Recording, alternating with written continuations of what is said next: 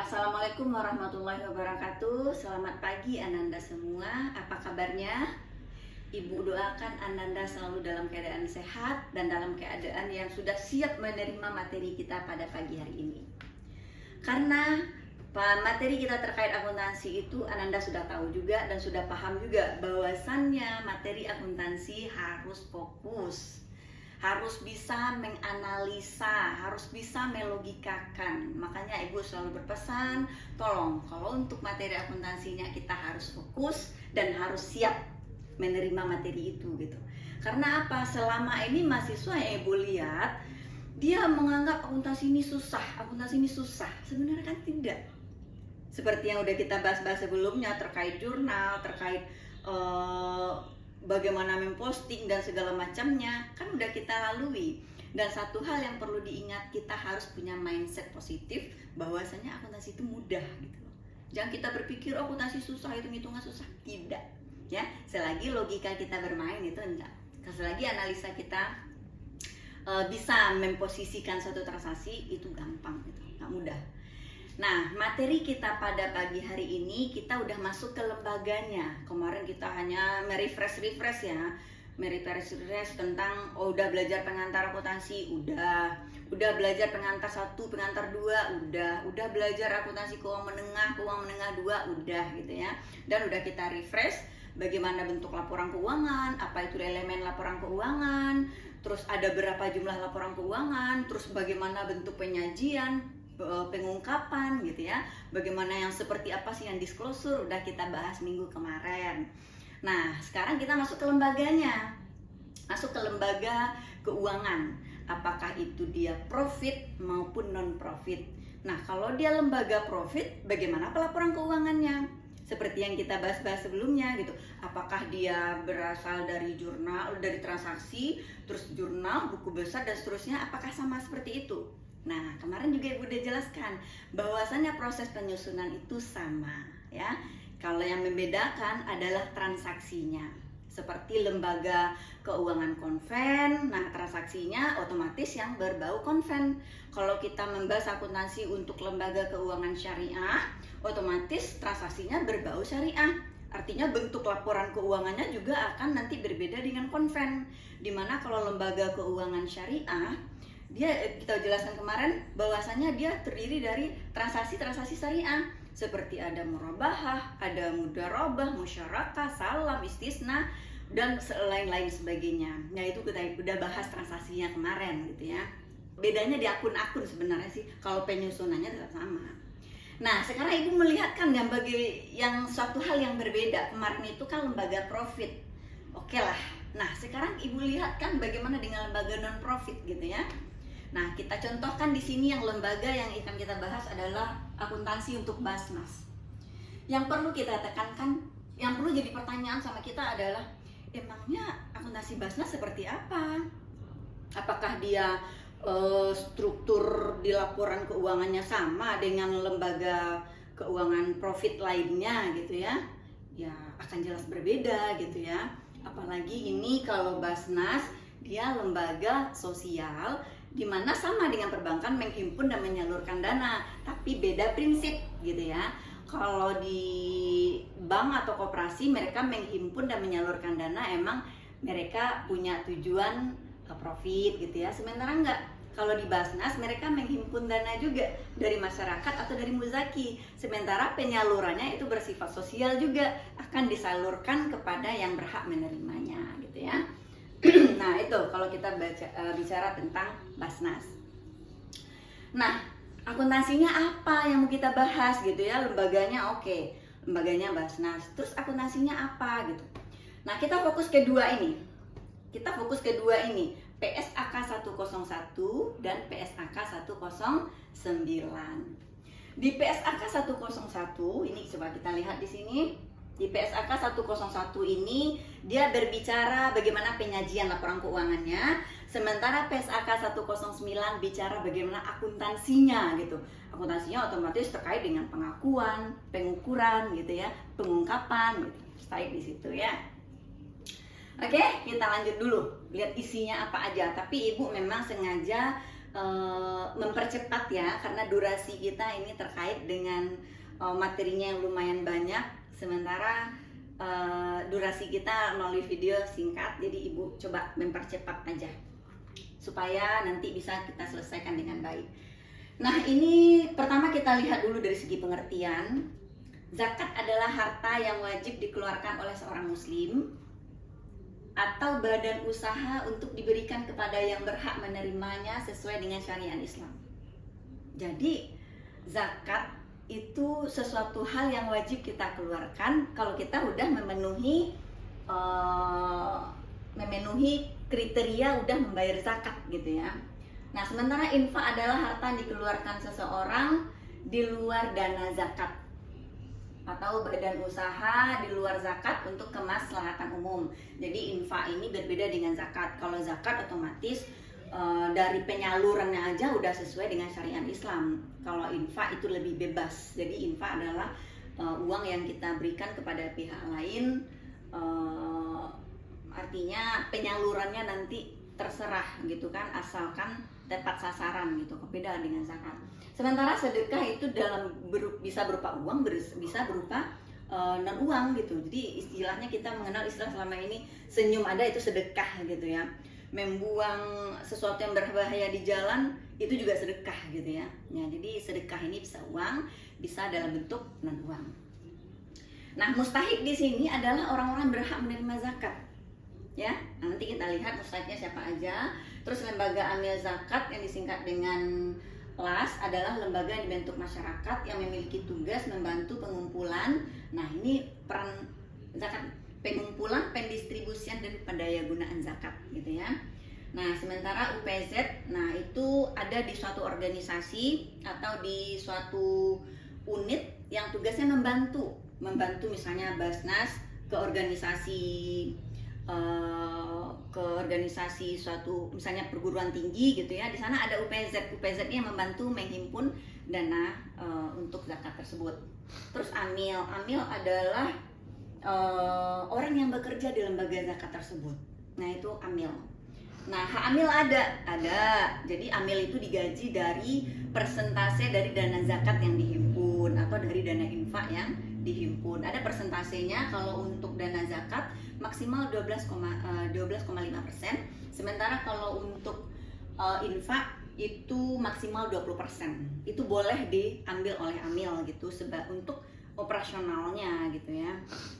Jadi jangan berpikir oh kita berzakat ke Basnas terus nanti uang zakat itu dipergunakan sama Basnas untuk gaji, untuk ini. Jadi jangan seperti itu mindsetnya. Jadi memang sudah ada aturan bahwasannya gaji si amil tersebut emang dari persentase dari dana zakat tersebut, tidak boleh melebihi dari 12,5%.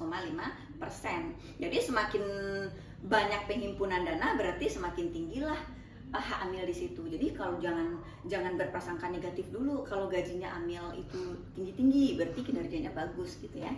Nah gitu. Oke, kita lanjut di sini. Nah ini siapa aja sih yang berhak menerima zakat seperti yang Bu jelaskan tadi, itu pedomannya surah At-Taubah ayat 60.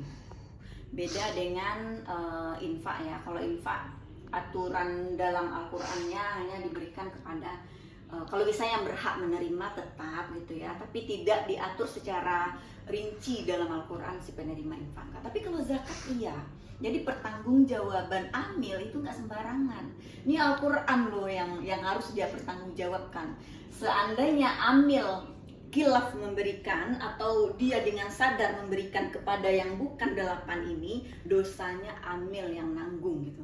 Jadi jangan serta-merta kalau kita bekerja di zakat, oh tetangga kita dapat, oh ponakan kita dapat, ya lihat dulu dia memenuhi kriteria ini atau tidak gitu ya.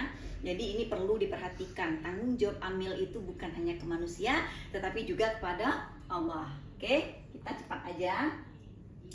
Nah lanjut, kita udah masuk ke inti nih. Nah kita udah masuk ke inti, dimana yang kita bahas adalah pelaporan keuangan untuk lembaga Basnas. Nah bagaimana pelaporan keuangannya, apa aturannya, dimana kita melihat nyusun laporan keuangan kira-kira apa aja sih yang perlu kita perhatikan gitu ya. Nah, salah satunya yang pertama itu Fatwa MUI nomor 8 tahun 2011 itu tentang amil zakat. Nah, silahkan dibaca tentang amil zakat. Bagaimana proses perekrutan amil zakat misalnya dan segala macam terkait amil zakat, silahkan lihat Fatwa MUI. Terus Fatwa MUI nomor 15 tahun 2011 tentang penarikan, pemeliharaan dan penyaluran harta zakat. Nah, silahkan dibaca. Ibu nggak menjelaskan secara rinci ya.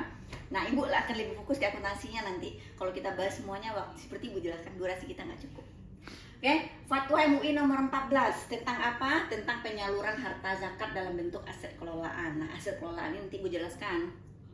Apa itu yang aset kelolaan? Apa yang dimaksud dengan aset kelolaan? Ini yang banyak nggak diketahui oleh masyarakat luas. Dia pikir atau masyarakat berpikir bahwa aset kelolaan itu adalah aset tetap. Salah. Nah, itu yang kita bahas ya. Oke, nah ini fokus kita di sini. PSAK 101 dan PSAK 109. Di mana PSAK 101 menjelaskan penyajian laporan keuangan, jadi bentuk-bentuk laporan keuangan lembaga Basnas itu seperti apa. Terus terkait dengan akuntansi zakat infak sedekah, jadi berbagai macam kasus yang ada di Basnas, nah itu akan kita kupas. Bagaimana akuntansi mencatatnya gitu, bagaimana akuntansi memperlakukan suatu transaksi atau kasus-kasus tersebut gitu ya. Nah, ini yang kita bahas. Pertama kita memperlihatkan saja, kalau PSAK 101 ini penyajian. Kalau kita bicara penyajian, apa yang kebayang? Seperti yang Bu jelaskan sebelumnya, kalau kita bicara penyajian, kita bayangkan itu laporan keuangannya, bentuk laporan keuangannya, apa elemen-elemen laporan keuangannya. Itu yang perlu kita bayangkan gitu ya. Apakah sama bentuk laporan keuangan lembaga Basnas dengan lembaga-lembaga keuangan lainnya seperti asuransi, perbankan, koperasi, dan lain-lainnya. Nah, itu yang kebayang sama kita. Nah, itu yang kita lihat. Oke, nah komponen-komponen laporan keuangan Basnas, coba dilihat di sini ada laporan posisi keuangan. Nah, ini sama laporan lembaga lain juga punya laporan posisi keuangan, tapi yang berbeda nanti akun-akunnya akan berbeda ya.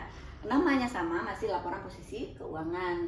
Terus laporan perubahan dana. Nah, ini berbeda ini kalau di lembaga perbankan misalnya laporan laba rugi penghasilan komprehensif misalnya begitu. Kalau untuk kalau koperasi masih ya laporan laba rugi, kalau dulu namanya kan laporan SAU gitu ya. Nah, sekarang ini laporan perubahan dana, karena memang dia tidak melaporkan laba gitu ya, karena dia hanya melaporkan perubahan dananya. Dana yang diterima tahun ini sekian, dana yang disalurkan tahun ini sekian, selisihnya sekian, hanya melaporkan sifatnya, karena nggak ada untung rugi di situ ya, nggak ada untung rugi. Terus laporan arus kas ini sama dengan lembaga lain juga punya laporan arus kas, laporan perubahan aset kelolaan. Nah, ini tambahan satu lagi ya. Nah, laporan perubahan aset kelolaan, apa itu aset kelolaan nanti kita bahas. Terus yang terakhir adalah catatan atas laporan keuangan. Jadi apa itu catatan laporan keuangan? Jangan sampai nggak tahu lagi, karena Ibu udah berkali-kali mengulang-ulang itu catatan atas laporan keuangan. Jangan sampai nggak tahu.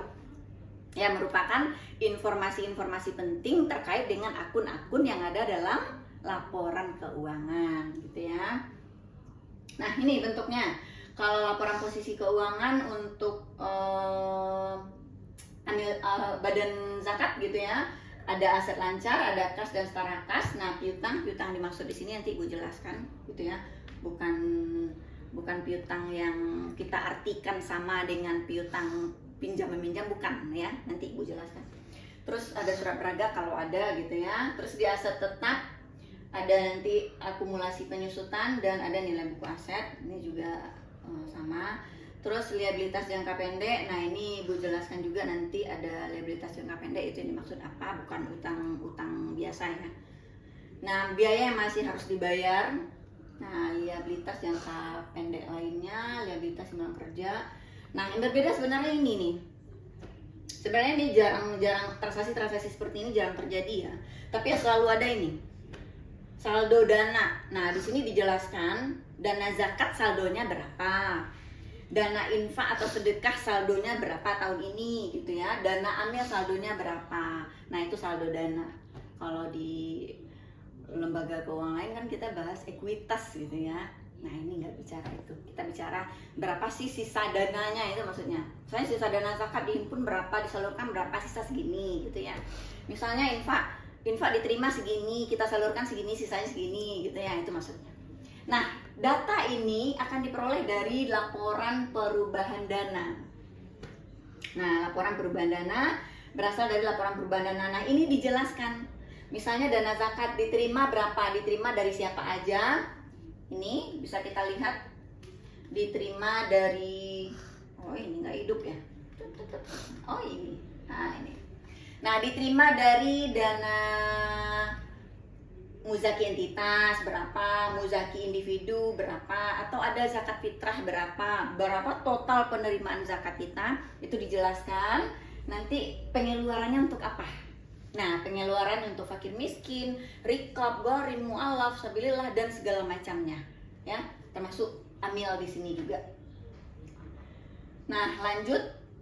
Nah, begitu juga dapat saldo akhir. Nah, kita masukkan dulu saldo awal tahun lalu. Saldo awal tahun lalu berapa? Kita terima tahun ini berapa? Kita totalkan sehingga berapa keluar tahun ini, segini loh sisanya. Nah, sisanya ini yang nantinya masuk ke sini, dana zakat. Nah, begitu juga dengan infak sedekah. Berapa infak sedekah yang diterima tahun ini, berapa penyaluran infak sedekahnya, terus kita tambahkan dengan saldo awal tahun lalu, berapa sisanya. Dapat sisanya, ini yang kita salinkan ke laporan posisi keuangan bagian infak sedekah. Begitu juga dengan dana amil. Nah, ini mana dana amil? Ini. Nah, berapa penerimaan dana amil? Penerimaannya jelas ya, dari zakat, misalnya dari infak sedekah, atau ada dari hibah, atau dari penerimaan bagi hasil gitu ya. Nah berapa semua penerimaannya, nanti kita kurangi dengan pengeluarannya, berapa saldo awal tahun lalu. Nah sehingga kita tambahkan dapat saldo akhir. Nah saldo akhir ini kita pindahkan ke laporan posisi keuangan di bagian dana amil, ya, paham ya? Nah itu untuk penyajian laporan keuangannya. Nah kalau penyajiannya gampang, ada masalah. Yang paling salah nanti akuntansinya yang pusing, ya. Oke, kita masuk ke laporan arus kas. Kalau laporan arus kas ya sama lah dengan laporan keuangan lainnya, nggak perlu kita, penting lihat aja lah. Oke, ini laporan perubahan aset kelolaan. Nah di sini aset kelolaan nanti ibu kita akan fokuskan nanti supaya kita semua juga akan paham apa itu aset kelolaan gitu ya, karena pemahaman banyak masyarakat tentang aset kelolaan ini memang agak ini ya, agak simpang siur gitu. Mari kita luruskan nanti. Nah masuk aja kita ke akuntansinya, karena udah keterbatasan waktu kita. Masuk kita ke akuntansinya, yaitu PSAK 109. Jadi kalau kita udah bicara zakat, PSAK yang kita acu adalah PSAK 109, yaitu akuntansi zakat, infak dan sedekah. Yang kita bahas kan kasus yang terjadi gitu ya. Kita bahas dulu, lanjut. Nah di PSAK kan kita udah bahas-bahas juga sebelumnya bahwasanya PSAK terkait dengan PSAK 109 ini mengatur pengakuan, pengukuran, penyajian dan pengungkapan transaksi zakat, infak dan sedekah. Nah ruang lingkupnya berlaku untuk amil yang menerima dan menyalurkan zakat, infak, sedekah. Wajib untuk amil yang mendapatkan izin dari regulator kayak lembaga Basnas gitu ya. Dia wajib mengacu kepada PSAK 109.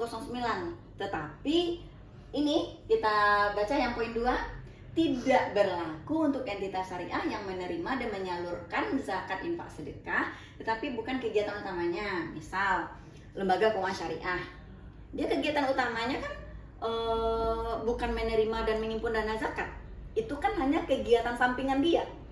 Nah dia boleh menggunakan PSAK 109, boleh tidak gitu ya, sifatnya hanya pilihan. Karena yang diwajibkan untuk PSAK 109 hanya bagi lembaga yang benar-benar lembaganya menghimpun dan menyalurkan dana zakat. Oke. Lanjut kita, kalau siklus akuntansinya kan dari pelajari juga ya sebelumnya, mulai dari transaksi, bukti, jurnal, buku besar, acara itu dan laporan keuangan. Kita masuk ke transaksi zakatnya aja.